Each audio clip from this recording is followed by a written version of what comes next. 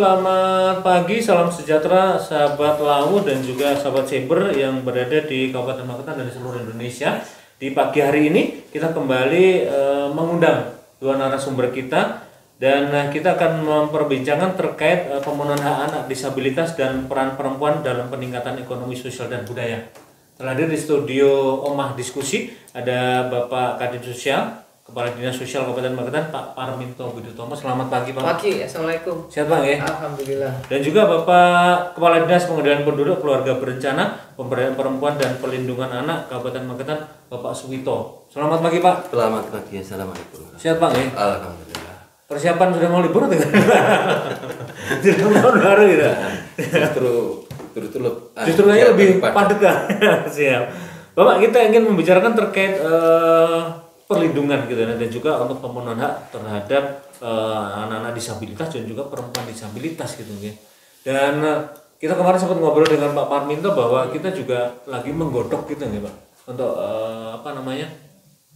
peraturan bupatinya terkait perda hal yang sama ya untuk pemenuhan hak daripada anak disabilitas ya. Pak, saya boleh ke jenengan dulu dong, Pak, terkait sebetulnya jumlah anak disabilitas dan perempuan disabilitas di Kabupaten Magetan ini berapa sih, Pak? Ya semua yang termasuk disabilitas. Jadi kalau di Kabupaten Magetan, Dinas Sosial itu kan salah satu standar pelayanan minimal itu kan ada beberapa, emang salah satunya terkait dengan anak terlantar, kemudian lansia terlantar, termasuk di dalamnya ada disabilitas terlantar namanya. Sedangkan data disabilitas sendiri itu kan di Kabupaten Magetan yang sampai dengan November 2024 kemarin yang sudah dilakukan pendataan, ini kan di angka 4.427. Jadi itu sudah secara umum ya, termasuk di dalamnya ada anak, ada perempuan, ada ODGJ gitu. Secara pastinya saya rinciannya tidak hafal ya, yang pasti jumlah total segitu itu memang sebagian besar diantaranya ada yang disabilitas mental atau ODGJ itu, Mas. Itu kalau secara data ya. Dan itu yang tentunya juga menjadi bahan garapan dari semuanya. Jadi tidak saja kemudian pemerintah yang harus melakukan intervensi terhadap penghormatan, perlindungan, pemenuhan haknya. Nah, yang pasti ini adalah tugas semuanya. Makanya di dalam melakukan itu, ini kan ada beberapa tahapan sebenarnya. Yang paling sangat harus memenuhi dan melakukan intervensi terhadap penanganan itu sebenarnya kan ada keluarga yang paling dekat. Cuma kondisi ketika keluarga itu nggak ada masalah, saya rasa akan kupen dalam tanda kutip anak-anak disabilitas atau penyandang disabilitas itu. Tapi ketika keluarga ini menjadi tidak memiliki kemampuan, ada masalah, sehingga harus ada peran-peran lain yang harus hadir. Makanya di sana ada pemerintah, ada masyarakat, ada komunitas. Nah, pemerintah ini termasuk kita yang di kabupaten, Dinas Sosial memiliki urusan untuk penyelesaian itu. Dan kemudian ketika Dinas Sosial yang secara kewenangan ini tidak bisa dan tidak punya kewenangan untuk melakukan perlindungan, penanganan, pemeliharaan dalam bentuk panti. Sehingga kan ini terbatas juga kewenangan kabupaten. Yang boleh memiliki panti ketika ada mungkin lembaga swasta bisa. Misalkan lembaga kesejahteraan sosial yang khusus mereka mengurusi penyandang disabilitas. Atau kalau tidak ada komunitas atau swasta tadi, bisa diserahkan kepada pemerintah provinsi atau pusat yang mereka memiliki panti. Ini yang menjadi kendala, sehingga tugas kami yang di kabupaten ya tentunya memfasilitasi, atau kalau bisa misalkan ada yang disabilitas terlantar, kami melakukan intervensi dalam batasan waktu tertentu. Misalkan kalau memang tidak ada keluarga, tidak ada lingkungan, kemudian pemerintah desa juga tidak mampu, ya kami hanya bisa mengawal paling banter antara 7 hari atau 14 hari. Ya habis itu ketika memang sampai sama sekali kami tidak bisa karena tidak punya kewenangan itu, kita serahkan kepada provinsi atau pusat. Itu. Artinya cukup luas Bang ya. Artinya tidak cuma disabilitas tapi orang ODGJ juga. Iya, ODGJ itu kan disabilitas. Iya. Dan kita semuanya itu punya potensi untuk ODGJ. Iya, punya tingkatannya memang dan juga, jumlahnya ini kok terus tambah terus itu loh. Iya. Jadi kami juga karena memang ini memang kalau kembali ke takdir kan sudah selesai ya. Mungkin karena permasalahan sosialnya sampai kiamat juga nggak akan selesai. Makanya peran-peran kebersamaan ini harus dilakukan. Ya alhamdulillah Magetan sudah merumuskan Perda 521 itu tentang penghormatan, perlindungan dan pemberian hak kepada penyandang disabilitas. Dan insya Allah nanti tahun 25 ini sudah saya sampaikan kemarin. Mudah-mudahan peraturan bupati tindak lanjut dari Perda itu sudah bisa ditetapkan. Itu nanti apa Pak yang tercakup di itu bedanya apa sih Pak dengan adanya Perda kemudian sebelum adanya Perda kayak gitu? Ya Perda itu kan maksudnya betul-betul supaya yang punya kewajiban tidak saja pemerintah termasuk masyarakat kemudian komunitas itu tahu betul harus bagaimana melakukan apa. Terus sasaran sendiri penyandang disabilitas ketika ditelantarkan itu nanti seperti apa gitu Pak. Dan memang banyak hal yang kita temukan di lapangan, beberapa permasalahan itu ketika tadi keluarga kadang ada yang masih menyembunyikan gitu ya. Keluarga kadang masih kemudian meninggalkan seperti yang teman jenengan ceritakan tadi. Ada lagi kemudian juga pihak desa atau pihak pemerintah lah, apakah kantor, apakah sekolahan dan lain sebagainya, dia tidak memiliki aksesibilitas yang komplit untuk penyandang disabilitas. Ini kan harus diatur Pak. Kalau tidak diatur kan mau menyediakan mau enggak kan bebas ya. Ketika sudah diatur ya ada sanksi atau ada peringatan. Itu bedanya. Artinya kita juga mewadai juga sebenarnya komunitas atau apapun yang itu bagian dari intervensi Mas. Maka intervensi kan ada satu pemerintah, kemudian residensial. Residensial itu ketika kabupaten kewenangannya terbatas, dia harus dilakukan pemeliharaan intervensi yang lebih detail melalui tadi provinsi atau lembaga-lembaga UPT milik pemerintah dan provinsi. Kemudian masyarakat komunitas ini ada yang peduli kemudian membentuk semacam lembaga kesejahteraan sosial baik untuk anak, untuk lansia ataupun untuk penyandang disabilitas. Kalau di Magetan ini yang LKS yang khusus disabilitas memang belum ada. Sehingga kemarin kita temukan anak yang keluarga juga sudah dalam tanda kutip mereka tidak mampu ya karena juga penyandang disabilitas juga, terus anak kembar juga penyandang disabilitas, bapaknya tidak di rumah. Nah ini kan semua harus hadir. Yang paling sangat kita nantikan perannya itu adalah lingkungan masyarakat. Karena ya tadi kabupaten tidak bisa memelihara dalam jangka waktu yang lama karena tidak boleh untuk mempunyai panti. Kemudian kita mau mengirimkan ke level yang lebih tinggi di provinsi maupun di pusat, itu ada syarat-syarat. Kalau anak ini penyandang disabilitas yang tidak bisa mandiri, disyaratkan keluarga harus mengikuti. Sehingga sehari-hari yang dia lakukan itu kan yang tahu persis keluarga. Ini keluarga harus mendampingi, walaupun provinsi dan pusat tetap akan memberikan sesuai dengan apa yang dilakukan oleh mereka. SOP-nya. Dan kebetulan kemarin yang kita dapat itu adalah keluarga sendiri disabilitas gitu Pak. Saya sempat waktu dulu Pak.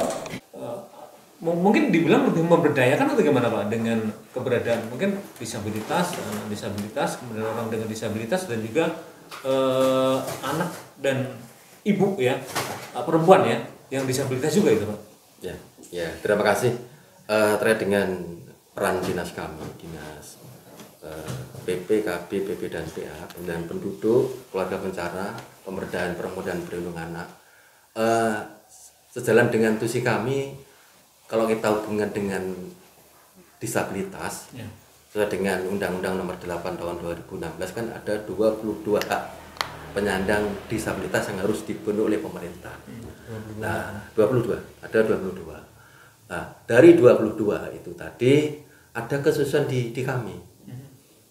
selain secara umum 22, di kami terkait dengan perempuan dan anak ada tambahan lagi hak yang menyangkut dengan kewajiban pemerintah, khususnya di dinas kami. Contoh dari perempuan disabilitas, kalau di kami dengan ditambah 22 tadi ada 4 lagi hak yang harus dipenuhi. Pertama, hak atas kesehatan reproduksi. Kemudian hak untuk menerima dan menolak alat kontrasepsi. Kemudian hak untuk mendapatkan perlindungan khusus terkait dengan diskriminasi. Kemudian hak untuk mendapatkan perlakuan khusus terkait dengan tindak kekerasan. Itu bagi perempuan yang penyandang disabilitas, selain yang 22 tadi. 22 tadi secara umum, hidup dan lain sebagainya. Kemudian terkait dengan anak ada lagi, ada 7 kalau nggak salah. Ya hampir sama. Perlakuan khususnya terkait dengan anak penyandang disabilitas yang perlu kami mendapatkan perlindungan. Salah satunya diantaranya adalah hak terkait dengan perlakuan khusus tentang diskriminasi terhadap anak yang penyandang disabilitas. Gitu. Kemudian terkait dengan tusi kami tidak hanya terlepas dari itu saja. Kami juga ada istilahnya pemberdayaan perempuan. Beberapa waktu yang lalu kami telah melakukan kegiatan terkait dengan upaya peningkatan pemberdayaan perempuan dengan mengadakan kegiatan semacam pelatihan real di masyarakat yang kemarin kami tempat lokasi di saatnya di Desa Socok, itu merangkai bunga dan sebagainya. Kemudian ada yang jasa catering, yaitu terkait dengan memasak, dan alhamdulillah kemarin dalam rangka hari puncak peringatan Hari Ibu di Jawa Timur, duta kita Ibu Kartri dari Desa Cepoko, Kecamatan Panean, mendapatkan apresiasi dan penghargaan dari tingkat provinsi terkait dengan upaya beliau dalam rangka meningkatkan derajat ekonominya dengan beliau ini membuat kue apa tuh?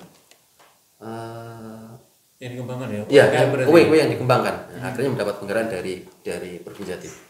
Artinya dia disabilitas cuma bisa berkarya, dia bisa mengembangkan kepiawaian dia untuk membuat kue gitu ya. Kalau terkait anak disabilitas ini sebetulnya saya yakin kemarin itu banyak banget ya kita menerima kasus kekerasan seksual dan juga bullying. Bullying paling tinggi juga gitu. Nah ini yang dilakukan oleh dinas KB sendiri seperti apa Pak? Ya, kami terus secara masif melakukan upaya-upaya pencegahan, baik melalui kegiatan seperti ini agar masyarakat tahu. Kemudian kami juga keliling ke sekolah, dan kami juga menawarkan, sekolah kan sekarang ada parenting, setiap sekolah sekarang ada parenting, dan kami menawarkan menjadi narasumber gratis kepada siapapun sekolah yang ingin mengadakan sosialisasi atau terkait dengan pencegahan bullying. Itu salah satu upaya, dan tenaga kami insya Allah siap. Ya. Itu yang pertama. Kemudian yang kedua, kami juga secara masif juga mengadakan sesuai dengan program kami kegiatan-kegiatan yang sifatnya sinergitas. Apapun kegiatan yang sifatnya sinergitas, kolaborasi, kami selalu mengkampanyekan anti bullying kepada masyarakat. Seperti kemarin pada saat kegiatan PAPSME, kemudian pada kegiatan di kami kolaborasi dengan Kodim 0804 Magetan terkait dengan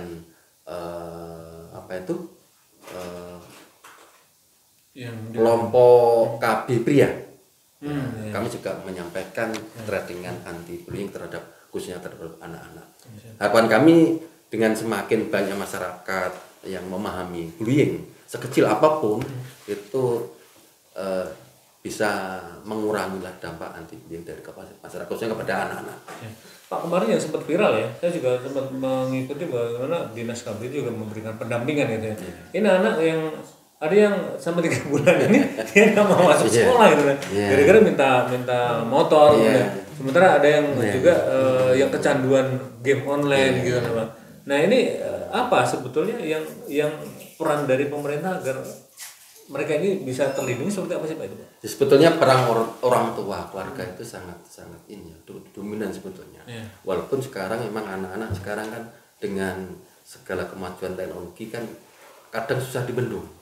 Nah, harapan kami peran orang tua dan masyarakat itu tetap dominan.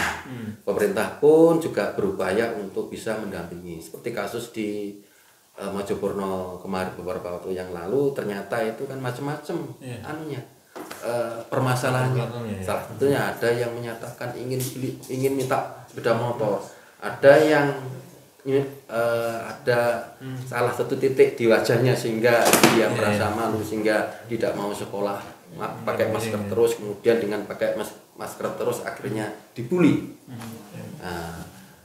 Kami melakukan pendekatan dan alhamdulillah walaupun yang bersangkutan belum mau secara langsung masuk sekolah, tapi kami berusaha untuk mengonlinekan agar tidak ketinggalan dalam mengikuti pembelajaran di sekolah. Karena ini kelas 3 tentunya kan disayangkan seandainya yang bersangkutan tidak turun. Dan informasi terakhir yang bersangkutan sudah mulai aktif. Artinya memang komunikasi Pak ya? Ya. Ini termasuk mungkin dengan anak-anak yang disabilitas gitu. Ya. Artinya disabilitas kan juga rentan untuk menjadi bahan bullying di sekolah gitu Pak ya. Pak, kalau terkait untuk orang tua yang disabilitas tadi gitu kan. Ini dari sisi pemetaan saya yakin Dinas KB kan tidak memandang bahwa ini disabilitas atau tidak gitu kan. Terkait pemberdayaan perempuan juga gitu kan. Ini kalau terkait yang yang disabilitas sendiri, ini memang ada program khusus nggak sih Pak dari Dinas untuk mungkin dari pembinaan terus pendampingan dan juga kalau tadi kan ada yang di Cipoko itu bisa berkarya dengan membuat kue dan sebagainya. Ini saya yakin banyak disabilitas yang masih dianggap sebelah mata gitu nah. Apalagi terkait dengan pemberdayaan ekonomi gitu. Ya, begini. Jadi kami adalah pemberdayaan perempuan dan perlindungan anak. Jadi semua perempuan dan anak memang wajib dilindungi oleh pemerintah atau negara. Jadi negara harus hadir terkait dengan upaya pemberdayaan perempuan dan perlindungan anak, termasuk yang disabilitas. Kegiatan-kegiatan kami sendiri pun kami juga tidak boleh diskriminasi. Jadi siapapun perempuan dan anak memang kalau toh itu berhak mendapatkan perlindungan dan pengakuan haknya, ya kami harus berikan. Entah itu disabilitas, entah itu tidak disabilitas. Jadi di program kami tentunya yang tidak boleh diskriminasi juga. Jadi kami juga umum perempuan dan anak masuk urusan kami, termasuk pemberdayaannya. Dan untuk tahun 2025 nanti upaya pemberdayaan kami akan lebih masif sehingga perempuan itu berdaya sesuai dengan tema Hari Ibu tahun 2024. Perempuan menyapa, perempuan harus berada di mana-mana sehingga perempuan berdaya dalam rangka menuju Indonesia Emas tahun 2040. Jadi kalau perempuannya sudah berdaya, faktanya banyak laki-laki yang menjadi tidak berdaya. Termasuk tadi ya peran serta laki-laki untuk kapit. Iya. Juga perempuan lah Iya. Loh, kami itu KB itu tidak hanya alat kontrasepsi loh. Bukan. Bukan. Itu kan bagian kecil dari program berencana. Keluarga berencana. Salah satunya adalah kami juga kami ceritanya panjang. Tapi rata-rata kan karena kan berawal dari gender.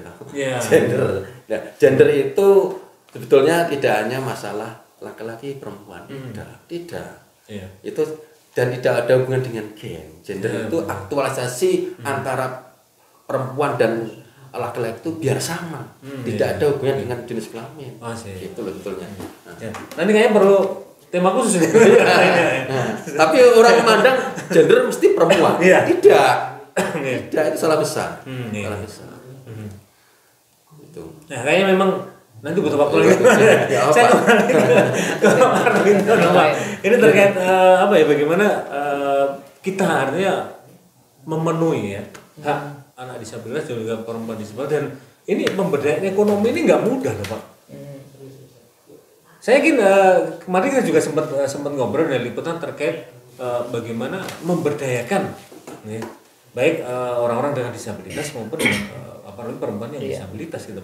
Ini kalau mohon pelatihan itu berapa sih yang sudah diupayakan dari Dinas Sosial untuk bisa meningkatkan kompetensi mereka Karena kita sempat tahu juga bagaimana seorang anak disabilitas yang lulus SMA kemarin dia itu minta di ini Pak, disekolahkan gitu nah terkait musik karena kepewan dia di musik gitu. Sejauh ini berapa sih Pak yang sudah bisa dilakukan ikatan untuk SDM gitu? Memang pemberdayaan disabilitas atau pemberdayaan sosial ya, tidak saja sebenarnya hanya disabilitas. Sepanjang mereka masuk bagian dari PPKS, pemerlu penanganan kesejahteraan sosial, maka di sana 26 jenis PPKS itu punya hak untuk diberdayakan. Atau pihak-pihak yang harus hadir untuk memberdayakan harus senantiasa melakukannya untuk sasaran itu. Di antara PPKS itu ada di dalamnya adalah anak-anak atau penyandang disabilitas. Ya tentunya kami di Dinas Sosial ya mengupayakan sesuai dengan kemampuan yang ada. Yang pasti itu bagian daripada tugas dan kewajiban pemerintah. Satu. Yang selanjutnya yang harus dilakukan tentunya juga Dinas Sosial tidak sendirian ya. Kami ada kerjasama mungkin dengan OPD-OPD terkait kayak Dinas Perindustrian dan Perdagangan, Dinas Koperasi, kemudian Dinas Tenaga Kerja. Kemudian kami melakukan koordinasi komunikasi apakah ada beberapa upaya-upaya pelatihan yang akan dilakukan sehingga kami memberikan ini sebagai sasaran yang bisa dilakukan pelatihan dan seterusnya. Satu. Pemberdayaan selanjutnya itu tidak saja kan pemberdayaan itu kita lihat disabilitasnya itu sejauh mana. Kalau disabilitasnya parah dan tidak bisa apa-apa, maka satu-satunya bentuk pemberdayaan itu adalah ya pemberian supaya yang bersangkutan terpenuhi kebutuhan-kebutuhan dasarnya. Misalkan kebutuhan kelayakan hidupnya, kebutuhan pendidikannya, kebutuhan kesehatannya itu juga bagian dari pemberdayaan.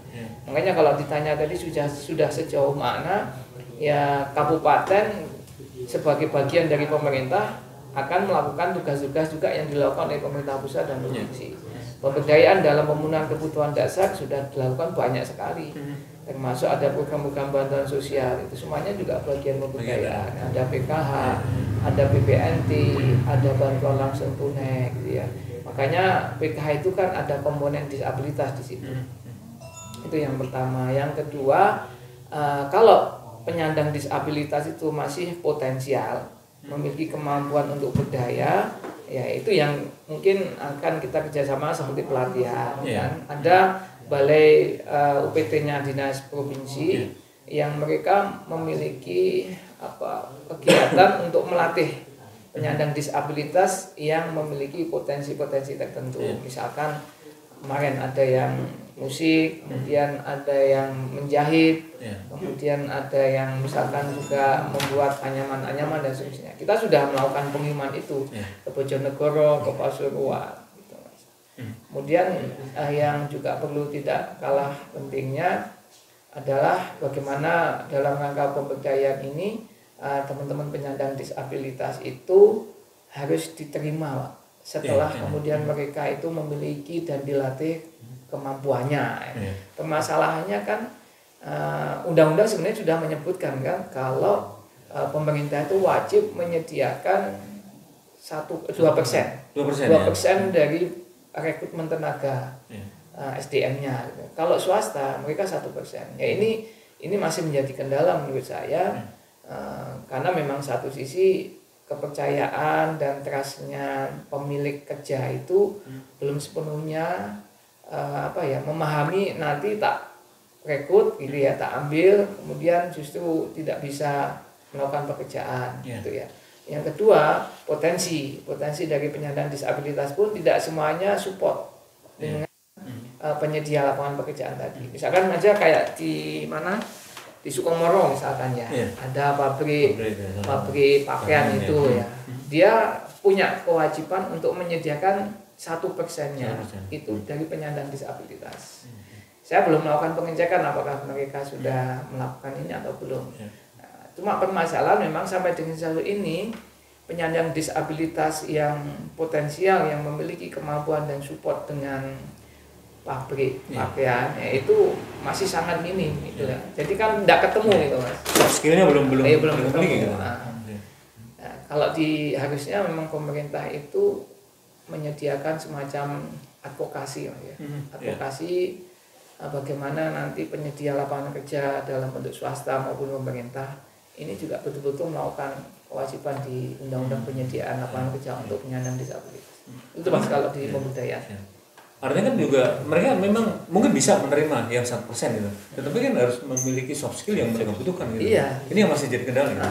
Yang kita melatihnya, kemudian kemarin itu agak ribet ya. Kita berusaha penyandang disabilitas sudah tidak perlu dilakukan pemberdayaan, tapi mereka selalu dalam tanda kutip mindsetnya menikmati kondisinya, statusnya dengan berharap kasihan dari orang lain. Ini kan mindset Mas, masalah mindset. Sehingga kita sudah mengirimkannya ke pelatihan, tapi balik ya menunggu gitu. Pelatihan peran keluarga ini yang harus bisa begitu. Artinya mereka menikmati ketidakberdayaan mereka gitu ya. Memanfaatkan Tetapi banyak yang bersemangat nih Pak. Artinya gini, kita tahu beberapa waktu yang lalu kita juga menerima bantuan untuk yang CP kemarin ya, ada fasilitas untuk terapi dan sebagainya. Itu ternyata mahal Pak ya. Dan kita akhirnya mendapat gratis gitu ya. Kemudian ada juga masyarakat yang bergerak kayak di desa mana kemarin Pak yang punya posyandu jiwa gitu ini ya Sidomukti kayak gitu. Ini kalau mohon maaf dari pihak mungkin dari luar pemerintah daerah atau mungkin dari komunitas itu sebenarnya seperti apa Pak untuk bisa bergerak gitu untuk membantu ya selain kebutuhan ya tadi ada yang soft skill untuk dikembangkan di situ gitu peran mereka seperti apa sih Pak di Maketa sendiri? Ya kami sangat berharap sesungguhnya bagaimana masyarakat ya bersatu di dalam komunitas yang peduli membangun kepedulian terhadap penyandang disabilitas, khususnya bagi juga termasuk dengan KB ya perlu kolaborasi karena tidak sedikit kita temukan khususnya yang tidak potensial ya CP. Kalau CP itu kan sudah tidak bisa apa-apa. Ini peran keluarga yang sangat harus, karena ini Pak Wito keluarga ini ayah ibu ketika dia melahirkan seorang anak CP sampai kemudian yang bersangkutan anak tadi dewasa, maka ayah ibu tadi yang nggak harus terjun langsung gitu ya. Karena kadang ada yang kasus yang di mana masih Plausan itu di Domukti itu kan juga akhirnya mbahnya sudah keluarganya bapaknya sudah nggak kuat kabur gitu kan. Kemudian ibunya sendiri pun juga sudah tidak mampu. Mbahnya katanya kita tanya-tanya siap, kami bersiap, tapi ternyata nggak sesuai dengan apa yang dia katakan tadi. Nah, ini kan perlu peran bagaimana memberikan pemahaman kepada keluarga. Ya memang berat ya, memang ini karena kondisi yang tidak bisa ditolak. Itu yang pertama. Yang kedua komunitas. Ini yang kayak gini Pak. Ini perlu hadir. Alhamdulillah di Magetan kami sudah ada beberapa komunitas yang khususnya dengan penyandang disabilitas CP ini ya, dengan Iagama itu. Alhamdulillah teman-teman yang tergabung di situ peduli. Ya akhirnya kita muncul rumah terapi itu ya untuk penyandang disabilitas CP. Kemudian senantiasa mencari masalah. Artinya mencari masalah itu masalah-masalah yang di Magetan itu yang terkait dengan itu di mana, kemudian perlu intervensi apa itu. Karena penting tadi di awal kita sudah sampaikan, sing penting yang pertama itu tahu dulu masalah. Makanya kalau kita nggak tahu masalah, bingung kita mau ngapain untuk mengambil solusi. Terus pemberdayaan yang sangat kita harapkan terkait dengan teman-teman lingkungan masyarakat itu ya monggo kalau memang mau membentuk semacam ini kan dalam tanda kutip semacam social entrepreneur. Jadi kalau masyarakat yang peduli beliau bergabung bersama kemudian membentuk semacam lembaga kesejahteraan yang memberdayakan, yang mengintervensi kepada penyandang disabilitas ini secara entrepreneur sebenarnya sangat menarik. Sisi satu ada sosialnya, tapi di sisi lain ada entrepreneur. Karena ternyata banyak ketika itu berdiri tadi keluarga-keluarga yang dalam tanda kutip dia mampu dari sisi materinya, finansialnya, tetapi dia nggak punya waktu. Ya lembaga-lembaga tadi yang menjadi salah satu solusinya. Emang kita belum ada itu. Termasuk edukasi Pak ya? Ya termasuk di dalam edukasi, pemberdayaan. Karena anak yang CP itu ketika walaupun dia mungkin dekat dengan keluarga ya, kadang dia ngamuk lah gitu ya. Tapi ketika sudah biasa dengan pengasuhnya, dia itu juga akan lengket juga. Makanya perlu kehadiran lembaga-lembaga kayak gini. Kabupaten nggak bisa punya lembaga itu, nggak boleh. Ada keterbatasan kewenangannya sih. Pak Wito, kemarin saya sempat ada dicurhati oleh ibu-ibu yang kebetulan mereka punya anak CP gitu. Ini perkembangan meskipun mereka CP gitu.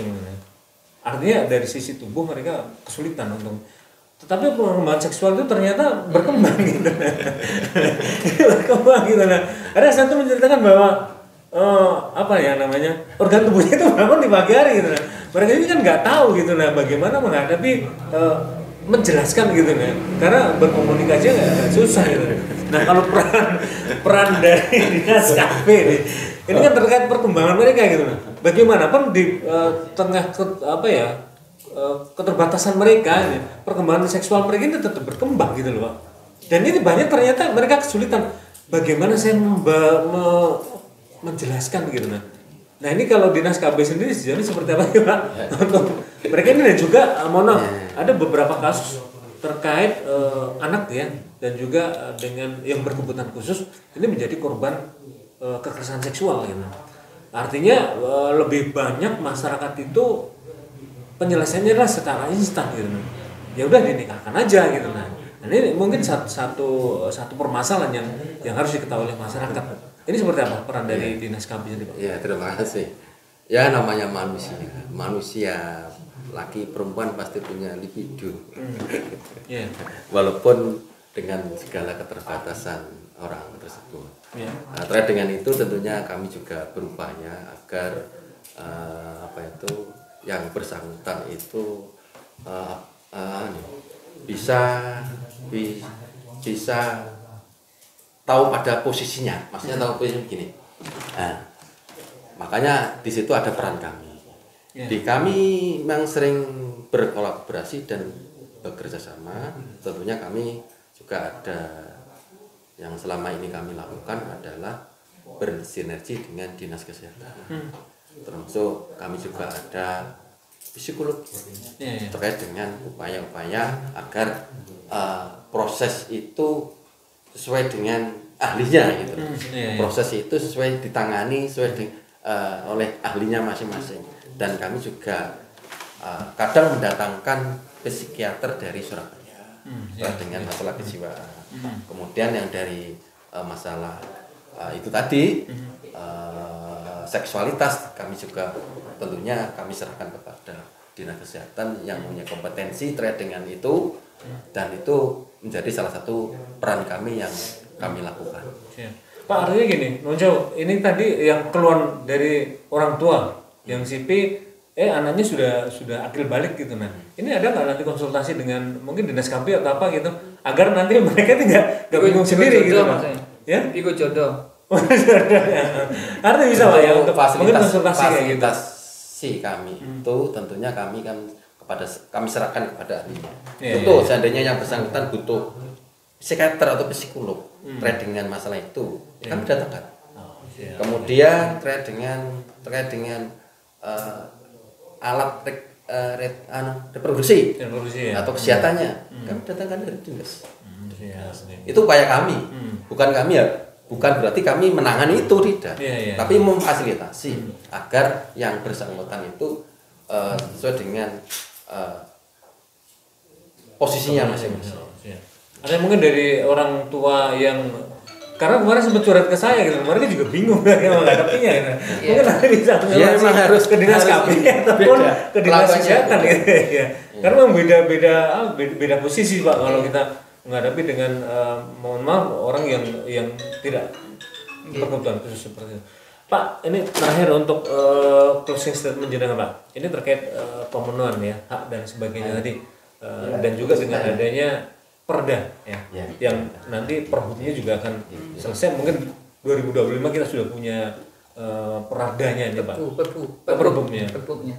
Siap. Peraturan Bupati. Nah ini apa yang akan terjadi dengan anak disabilitas maupun orang-orang dengan disabilitas dan sebagai untuk pemenangnya Pak. Iya, tentunya nanti sebagai closingnya nih ya. Kalau memang sudah ada peraturan Bupati, di sana kan mengatur lebih teknis, ya lebih teknis termasuk ketika yang harus melakukan pelayanan kemudian memberikan perlindungan penghormatan kepada penyandang disabilitas tidak melakukan, tentunya kan harus ditegakkan ini. Nah, secara aturan ya, secara aturan. Makanya kalau Perbum itu kan penegak, Perbumnya kan ada Satpol PP ya. Bisa jadi ketika nanti di Perbum itu diatur bahwasanya misalkan sekolah harus menyediakan misalkan kalau lift dia harus aksesnya kepada penyandang disabilitas ada, kemudian kalau jalan dan seterusnya kursi roda ada ya. Kalau memang tidak ada itu nanti bagaimana? Terus mana saja yang belum ada? Harapannya setelah Perbum ada kan kita sosialisasikan ya ke masyarakat, ke kantor-kantor, pokoknya semua kondisi yang penyandang disabilitas itu kan di mana-mana juga. Nah, itu harus aksesnya betul-betul ada diterima dan layak untuk saudara-saudara kita yang penyandang disabilitas, yang termasuk sekolah-sekolah yang inklusi khususnya.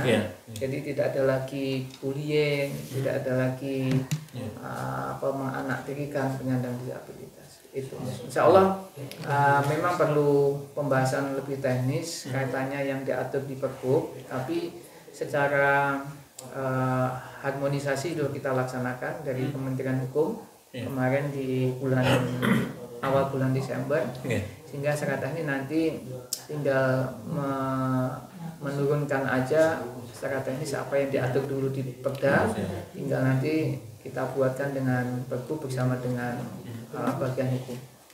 Artinya dengan adanya Perbum nanti keterpenuhan daripada hak untuk anak-anak disabilitas dan orang dengan disabilitas bisa setidaknya gitu ya, ada jaminan gitu Mas. Iya.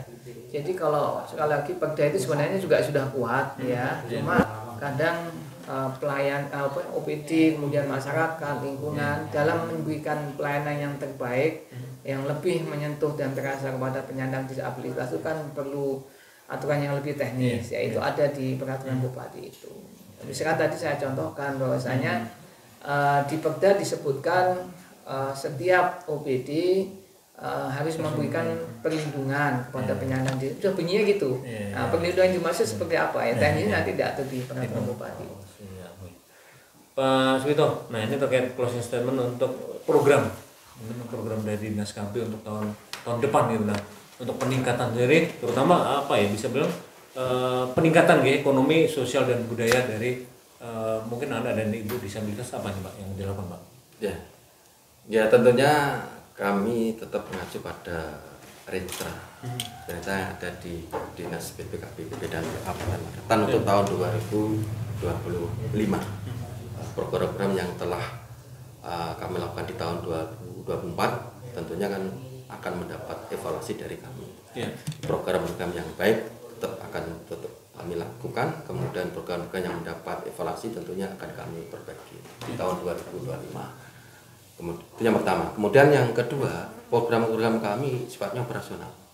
Dalam artian kami berupaya untuk sesuai dengan apa yang menjadi ranah kewenangan dinas kami, Dinas BPKB dan Kabupaten Magetan. Yang pertama masalah terkait dengan pengendalian penduduk, kemudian keluarga berencana, kemudian pemberdayaan perempuan dan perlindungan anak. Jadi 4 itu yang kami giring ke DPA kami yang selama ini alhamdulillah sudah berjalan dan terus kami tingkatkan agar di tahun 2025 nanti lebih tepat sasaran, walaupun di tahun 2004 juga tepat sasaran tapi akan lebih tajam gitu. Di antaranya terkait dengan upaya pemberdayaan perempuan tadi, UMKM. Kemudian masalah terkait dengan perlindungan anak. Kemudian yang tidak kalah pentingnya di tahun 2025 kami berupaya untuk membentuk UPT, PPPA, perlindungan perempuan dan anak. Yang selama ini memang di Kabupaten Magetan belum ada UPT. Yang salah satunya nanti ada rumah aman. Rumah aman. Selama ini kita belum punya. Belum punya. Dan kami mohon dukungan dari teman-teman semuanya, khususnya media, agar di kita ada UPT, unit pelayanan terpadu terkait dengan perlindungan perempuan dan anak. Yang notabene untuk tahun 2024 kita juga disibukkan oleh masalah-masalah terkait dengan masalah perempuan dan perlindungan anak. Ya, pemerintah sudah berupaya untuk bagaimana pemenuhan hak dan juga terhadap disabilitas dan juga perempuan disabilitas dan sebagainya. Kita sebagai masyarakat tentunya juga harus mendukung gitu ya untuk bagaimana mempermudah dan juga memberi bantuan dan juga lingkungan, terutama orang tua lingkungan dan juga penyandang disabilitas itu memang harus memiliki inisiatif agar bagaimana mereka bisa berdaya dan juga bisa terpenuhi kebutuhan mereka. Dan itu memang tidak serta-merta harus tanggung jawab pemerintah. Kita sebagai masyarakat dan juga sebagai lingkungan ya, di mana banyak mungkin ada orang-orang dengan disabilitas ini bisa terpenuhi haknya. Demikian diskusi kita hari ini. Semoga diskusi kita hari ini bisa bermanfaat untuk Anda. Amin. Kita akhiri. Assalamualaikum warahmatullahi wabarakatuh. Waalaikumsalam warahmatullahi wabarakatuh.